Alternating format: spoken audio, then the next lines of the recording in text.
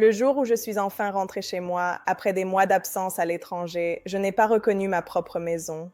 Les murs semblaient y respirer une histoire qui ne m'appartenait plus. Des jouets traînaient dans le jardin comme si une autre famille y vivait depuis toujours. Et lorsque ma sœur est apparue devant la porte, enceinte, le regard brillant d'une assurance que je ne lui connaissais pas, elle m'a accueillie comme une étrangère. À cet instant précis, j'ai compris que mon absence avait laissé un vide qu'elle avait comblé en effaçant lentement ma place dans ma propre vie. Ce soir-là, au milieu des rires d'enfants que je ne connaissais pas, j'ai ressenti un frisson glacial. Et si ce foyer, celui que j'avais construit avec tant de sacrifices, ne m'appartenait plus du tout? J'ai toujours pensé que partir à l'étranger pour mon travail serait une opportunité de me construire une vie meilleure, loin du chaos familial qui me hantait depuis des années. Avant de quitter le pays, j'avais mis toutes mes économies dans l'achat d'une nouvelle maison, persuadée que c'était un investissement pour mon avenir.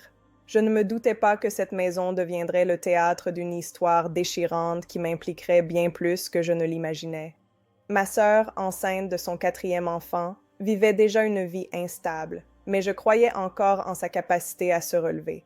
Pourtant, en montant dans l'avion, un mauvais pressentiment s'est glissé dans ma poitrine, comme si quitter mon foyer revenait à lui tourner le dos au pire moment.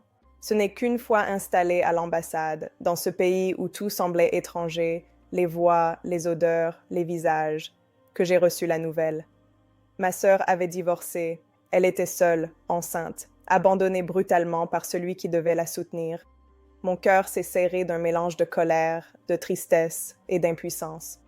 Comment pouvais-je l'aider à des milliers de kilomètres? Elle s'accrochait à moi comme à une bouée de sauvetage, m'appelant en larmes, cherchant des réponses que je n'avais pas. Je tentais de sourire malgré tout, mais intérieurement, je me sentais coupable de ne pas être à ses côtés. Elle me demanda alors si elle pouvait s'installer dans ma nouvelle maison. Au début, j'ai hésité. Je ne voulais pas que cet endroit, que je n'avais même pas encore eu l'occasion de découvrir, devienne le refuge d'un malheur que je n'avais pas choisi. Mais ma compassion l'a emporté. Je lui ai dit oui, croyant que ce geste renforcerait notre lien et l'aiderait à se reconstruire. Elle m'a remercié avec un enthousiasme presque trop parfait pour être honnête. Pourtant, je refusais de voir le moindre signe inquiétant, parce que j'avais encore foi en elle. Les jours passèrent et les appels de ma sœur devinrent moins fréquents, plus brefs, plus froids. J'essayais de me rassurer, peut-être qu'elle se battait, qu'elle tentait de trouver un équilibre pour ses enfants, mais l'inquiétude rongeait ma tranquillité chaque nuit. Je ne savais rien de ce qu'elle faisait réellement sous mon toit, ce toit que je n'avais jamais foulé. L'idée qu'elle s'y installait sans que je puisse contrôler quoi que ce soit me terrifiait. J'avais l'impression d'avoir perdu le droit de me sentir chez moi dans ma propre maison. C'est alors qu'un collègue, lors d'un dîner, m'a demandé si j'avais pris ma décision en toute conscience. Tu connais ta sœur mieux que personne. Tu sais comment elle agit quand elle est désespérée. Ces mots ont résonné douloureusement en moi.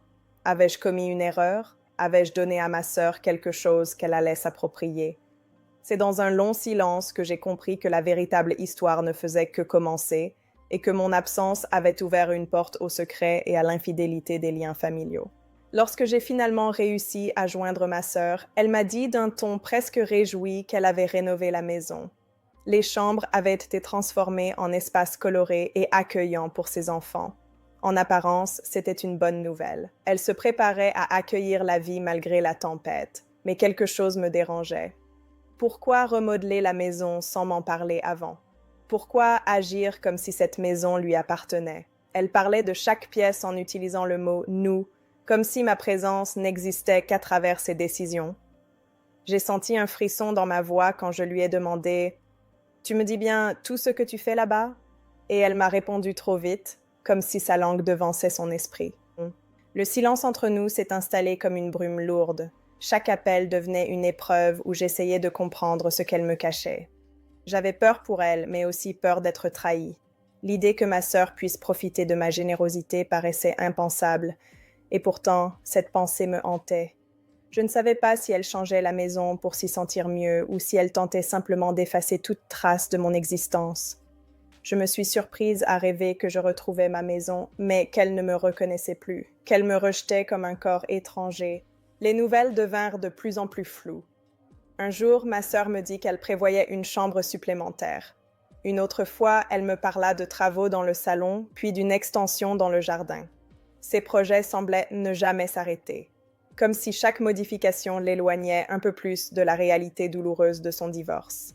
Elle reconstruisait sa vie, mais dans la mienne. À cet instant, une sensation étrange envahit mon cœur.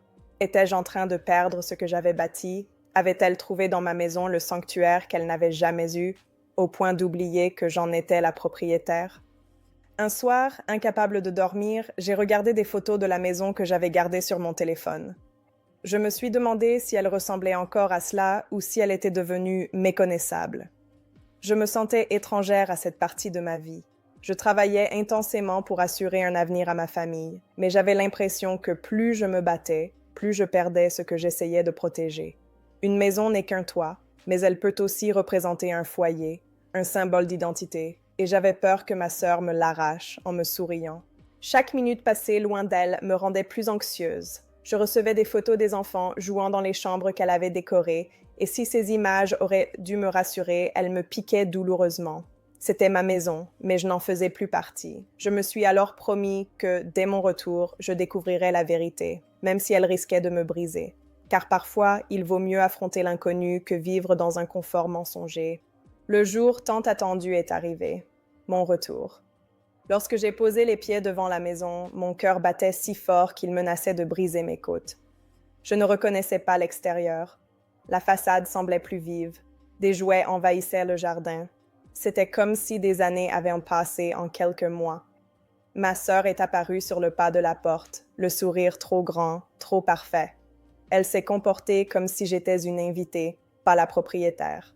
À cet instant, j'ai compris que quelque chose s'était rompu entre nous.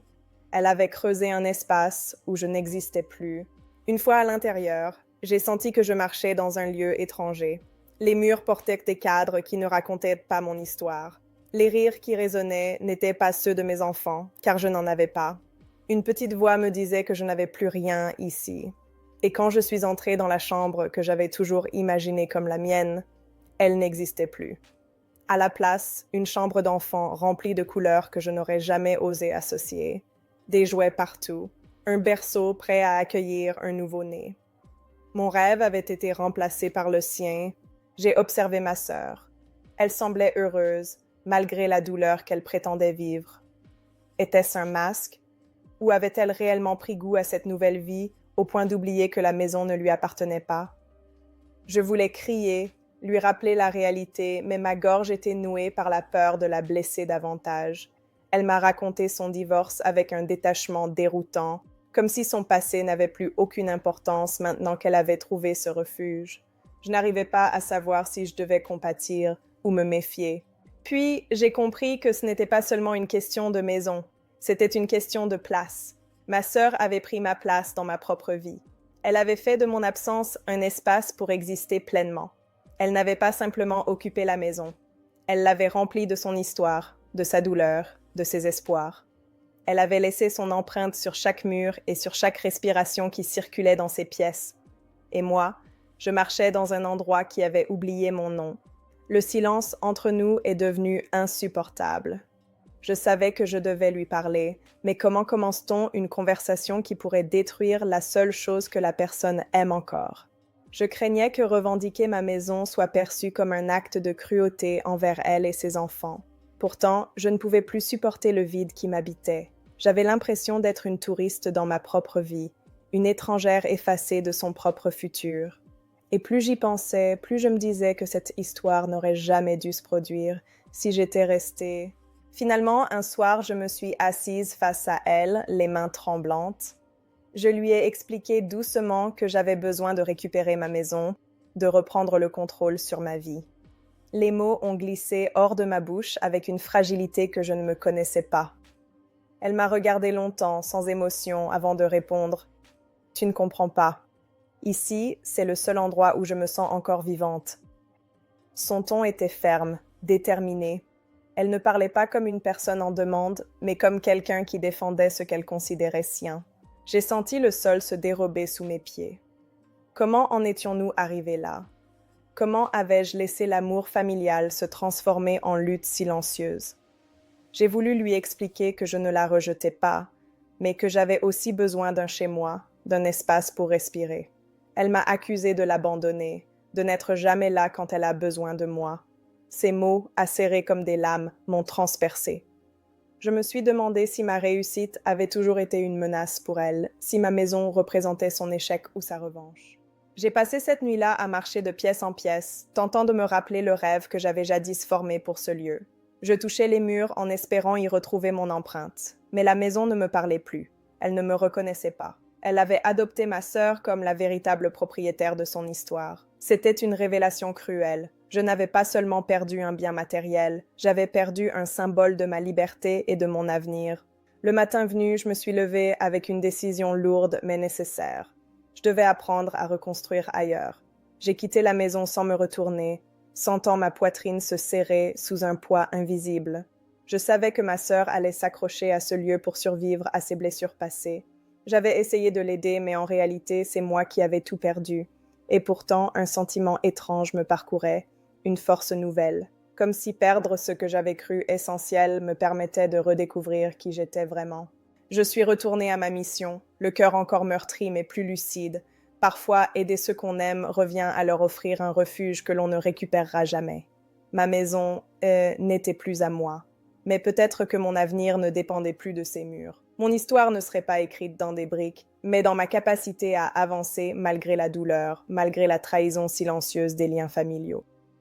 Je ne savais pas ce qui m'attendait, mais j'étais prête à l'affronter, parce que parfois, se perdre est le seul moyen de se retrouver. Cette histoire m'a appris que même les personnes que nous aimons le plus peuvent occuper un espace qui ne leur appartient pas et oublier de nous laisser une place.